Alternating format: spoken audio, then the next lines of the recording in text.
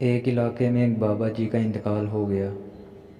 جنازہ تیار ہوا اور جب اٹھا کر قبرستان جانے لگے تو ایک آدمی آگے آیا اور چارپائی کا ایک پاؤں پکڑ کر بولا، مرنے والے نے میرے 15 لاکھ روپے دینے ہیں، پہلے مجھے پیسے دے دو پھر اس کو دفن کرنے دوں گا۔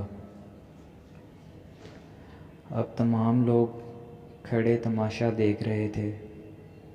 بیٹوں نے کہا، مرنے والے نے ہمیں تو ایسی کوئی بات نہیں بتائی کہ وہ مقروض ہے، اس لیے ہم پیسے نہیں دے سکتے۔ مرنے والے کے بھائیوں نے کہا، جب بیٹے ذمہ دار نہیں تو ہم کیوں دیں؟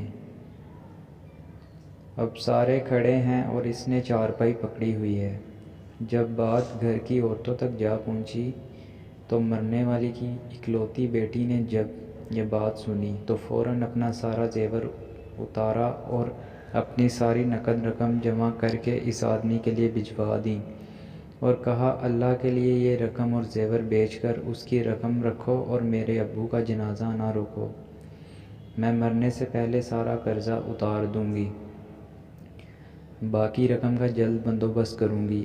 اب وہ شخص کھڑا ہوا اور سارے مجمع کو مخاطب کر کے بولا، اصل بات یہ ہے کہ میں نے مرنے والے سے 15 لاکھ لینے نہیں بلکہ اس کے 15 لاکھ دینے ہیں، اور اس کے کسی وارث کو میں جانتا نہ تھا، تو میں نے یہ کھیل کھیلا۔